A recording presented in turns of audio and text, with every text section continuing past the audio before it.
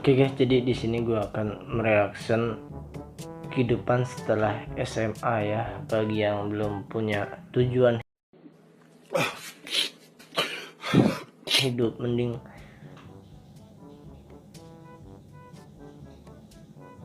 kondisinya makin horor, bikin gue tuh makin kesel gitu, karena kondisinya horor bikin kesel gitu kan. Emang apa sih nggak boleh? Sombong amat. Ya, jadi ini adalah kehidupan setelah SMA. Mari kita nonton bersama-sama, karena ini sudah gua simpennya di ini, gua di tempat like gua di situ gua simpen. Gua suka nyimpen kayak kehidupan setelah itulah inilah. Oke, lanjut aja. Ini adalah bulan ke-9 semenjak kelulusan gua dari SMA. Melepas seragam putih abu, mulai memilih jalan hidup gua sendiri. Mau lanjut kuliah, kerja, atau gap year. Dan gua memilih gap year karena belum punya duit buat kuliah. Teman-teman gua kebanyakan pada lanjut kuliah. Ada yang kuliah sekedar kuliah padahal nggak serak sama jurusannya. Ada yang kepaksa kuliah di suatu jurusan karena keinginan orang tuanya. Parah Ada sih. juga yang benar-benar tahu tujuan hidupnya kemana, berjuang mati-matian, dan sekarang berhasil masuk ke kampus impiannya. Wow. Sebagian teman gue yang lain ada yang milih kerja. Ada yang sekarang udah kerja di bank, tiap hari snapgramnya ngitungin duit orang. Ada yang gak sengaja ketemu di minimarket, rupanya sekarang dia jadi pelayan tokonya. Ada juga teman-teman gue yang memilih jadi abdi negara. Mantap. Dan sekarang kalau kemana-mana, mereka pakai seragam yang keren-keren. Sementara itu gue yang menunda kuliah, di tengah jalan mulai berpikir, apakah gue gak sebaiknya nyari kerjaan tetap aja? Karena menunda kuliah ternyata gak semudah yang dibayangkan. Gue harus siap menerima paradigma orang-orang ketika menjawab pertanyaan, sekarang kuliah di mana? Keren sih. Gue juga harus siap menahan rasa kecewa ketika melihat orang-orang yang lebih berhasil daripada gue. Keren sih, keren. Optimis kalau gue bisa kuliah, walaupun kenyataannya keluarga gue lagi susah. Dan gue harus tetap belajar, walaupun rasanya gue mau nangis melihat kedua orang tua yang masih bekerja di usia senja demi mewujudkan cita-cita anaknya. Akhirnya yang gue lakukan adalah belajar sambil kerja. Kerja apa aja yang gue bisa. Gue bisa ngedit video, gue manfaatin buat ikutan lomba-lomba video di internet. Gue bikin video-video pernikahan. Gue juga jadi freelancer, ngerjain tugas kuliah orang-orang. Dan dari usaha-usaha itu, gue dapet hasil yang lumayan. Ya, meskipun hasilnya gak pernah terkumpul buat biaya kuliah dan selalu habis buat kebutuhan rumah. Tapi gue bersyukur, seenggaknya letih yang orang tua gue rasakan, sekarang bebannya telah berkurang. Gitu ya. Dan keringat yang bercucuran kini berganti dengan senyuman. Kehidupan setelah SMA membuka mata gue bahwa hidup sejatinya adalah seni memilih. Memilih mana yang mendingan. Karena pilihan apapun yang akan kita ambil, ingatlah bahwa tidak ada pilihan yang benar-benar sempurna. Ya, jadi buat kalian yang bingung untuk memilih, pilihlah jalan kalian sesuai dengan keinginan ya. Meskipun itu ada resikonya banyak.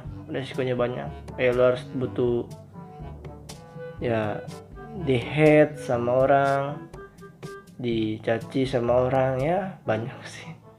Itu dah. Mereka yang kuliah pernah bilang, enak ya, dia udah kerja, udah bisa jajan pakai duit sendiri. Mereka yang udah kerja juga pernah bilang, enak ya yang nunda kuliah, bisa nyantai-nyantai di rumah. Sedangkan mereka yang menunda kuliah bertanya-tanya, kapan ya gue bisa kuliah? Bisa gak ya gue keterima kerja? Pemikiran yang bagus.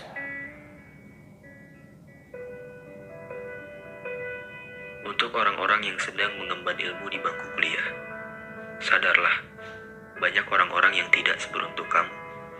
Jangan menyia-nyiakan kesempatan yang kamu dapatkan. Tetap semangat, walau jurusan atau kampus yang kamu dapat tak sesuai keinginan. Dan jangan terus-terusan mengeluh atas tugas-tugas yang menumpuk berlebihan. Karena ingatlah, tugas-tugasmu itu tak sebanding dengan kerja keras orang tua Wow. yang membesarkan kamu. Untuk orang-orang yang sedang merasakan letihnya bekerja, berhentilah membanding-bandingkan hidupmu dengan orang lain. Karena manusia itu memandang dan dipandang. Ketika kamu melihat mereka, kamu merasa mereka adalah orang yang paling bahagia. Padahal ketika mereka melihat kamu, mereka merasa justru kamulah orang yang paling bahagia. Tanpa kamu dan mereka ketahui bahwa masing-masing sebenarnya punya kesedihan yang tak diperlihatkan. Benar-benar. Dan untuk orang-orang yang menunda kuliah atau sedang berjuang meraih cita-citanya, pahamilah bahwa setiap orang ada masanya dan setiap masa ada orangnya. Mungkin belum waktunya kamu mendapatkan apa yang kamu inginkan, tapi jangan menyalahkan keadaan. Ambil hikmahnya. Setidaknya sekarang kamu jadi tahu, di saat terpuruk, siapa saja orang-orang yang tetap setia menemanimu. Siapa saja orang-orang yang terus mendukungmu. Dan siapa saja orang-orang yang peduli padamu. Teruslah melangkah, berusaha sekeras yang kamu bisa, perbaiki semua kekuranganmu, dan jangan dengarkan apa kata orang. Karena yang menjalani hidupmu adalah kamu, yang merasakan sedih dan bahagiamu adalah kamu. Maka semuanya tergantung kamu, tergantung sudut pandangmu. Bagaimana cara kamu menyikapi setiap cobaan? Apakah dengan bersedih, berlarut-larut, atau malah bersyukur atas pelajaran yang kamu dapatkan dan berusaha bangkit dari keterpurukan? Dan berdoalah, minta kepadanya supaya kamu cepat bertemu dengan waktu. Waktu yang tepat di saat impianmu terwujud, waktu yang indah di saat kebahagiaan menyertaimu, dan waktu yang sempurna di saat ayah dan ibu berkata, "Kami bangga padamu." Merinding sih itu kata-kata. Merinding.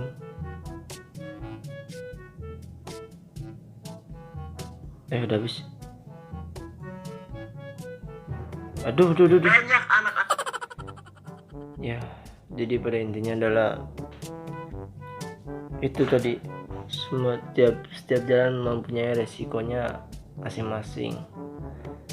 Entah dari yang banyak resikonya tinggi atau resikonya yang rendah, ya pasti itu semua resiko harus bisa ditanggung jawabin sendiri. Ya tanggung lah, 8 menit lah, bisa lah 8 menit ke 8 menit ya, biar ada ini gitu, penghasilan dari AdSense gitu. Butuh duit gue juga ya. Help me. Dan juga gue makasih ya yang udah mau komen video gue ya. Dah 8 menit dah.